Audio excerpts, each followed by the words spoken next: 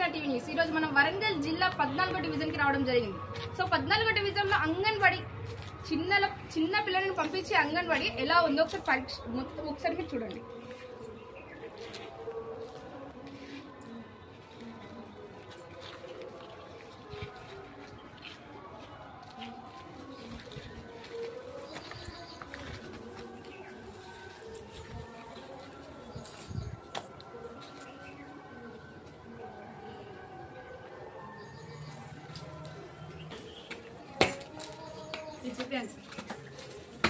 ఇది ఎక్కడో లేదండి, ఏదో ఊరు చివరన ఊరు అవతల ఎక్కడో లేదు. మన వరంగల్ నడిబొడ్డున ఏనుమామల మార్కెట్ అనే గ్రామంలో ఇలాగుంది అంగన్వాడీ. చిన్న పిల్లలు ఉండే అంగన్వాడీ ఇలానే ఉంటుందా?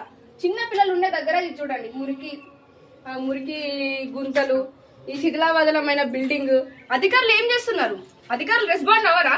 ఏ అధికారం అయితే ఏందండి, పిల్లలకు ఫస్ట్ రెస్పాండ్ కావాలి, పిల్లలకు కొంచెం చూసుకోవాలి.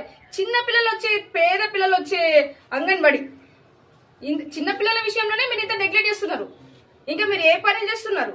ఏ ప్రభుత్వమైనా పర్లేదు, పిల్లలకు అయినా పెద్దలకైనా ప్రజలకు మీరు న్యాయం చేయడానికి మాత్రమే అధికారంలో ఉన్నారు. ఒక్కసారి మాత్రం ఏ అధికారులైనా పర్లేదు, ఏనుమామల మార్కెట్ దగ్గర ఉన్న అంగన్వాడీని ఒక్కసారి మీరు వచ్చి విజిట్ చేయండి. సో ఇంతకు ముందు చూసారు కదండి, మనం ఇక్కడ ఏనుమామల మార్కెట్ దగ్గర ఉన్న అంగన్వాడీ గురించి.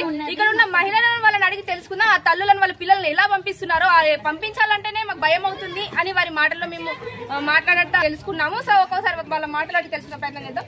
సో చెప్పండి. పిల్లగాళ్ళు చాలా మంది ఉన్నారు మేడం. అక్కడికి పోయి రావడానికి మాకు మస్తు ఇబ్బంది అవుతుంది. అటు అర్ధగంట పోయి అర్ధగంట వచ్చేసరికి ఇంట్లో పని చేసుకోవడానికి కూడా ఇబ్బంది అవుతుంది. ఇక్కడ అంతా కూలి పని చేసుకునే వాళ్ళగా ఉన్నాం, తీసుకోవడానికి ఇబ్బంది అవుతుంది. మాకు కంపల్సరీగా ఇక్కడ అంగన్వాడీ స్కూల్ కావాలి. సో చూసారు కదండి, పిల్లలను పంపించాలంటేనే మాకు భయం అవుతుంది అనే స్టేజ్ లో ఉన్నారు. ఇక్కడ గర్భిణీ స్త్రీలకు కూడా చాలా ఇబ్బంది అవుతుంది. పిల్లలు పోయి అసలని కూడా బాగా ఇబ్బంది అవుతుంది. మాకు రోడ్లు లేవు, మోరీలు లేవు, ఎవ్వి లేవు, మాకు సౌకర్యం అసలే లేవు. మాకు అవన్నీ కావాలి అని అంటే మాకు ఏ గవర్నమెంట్ సౌకర్యం చేస్తలేదు. చెయ్యాలి. మా పిల్లలకు మాకు మస్తు ఇబ్బంది అవుతుంది. ఇక్కడ మేము ఉండాలంటే పురుగులు, పాములు, ఈ అన్నిట్లలో మేము అనుభవించుకుంటూ ఉంటాను. మాకు ఏ సౌకర్యాలు లేవు. మాకు అవన్నీ కావాలి. మశాన వాటిగా కూడా లేదు.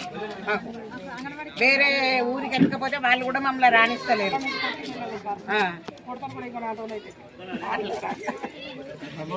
అంటే ఇక్కడ అంగన్వాడీ మొత్తానికి లేదు, పక్క ఊరికి వెళ్ళాల్సిన అవసరం ఉంది. మళ్ళీ అంత దూరం కూడా గర్భిణీ స్త్రీలు వెళ్ళాలంటే రోడ్డు బాగాలేదు. ఆ గుంతలలో నుంచి నడుచుకుంటూ వాన వచ్చిన ఇబ్బంది.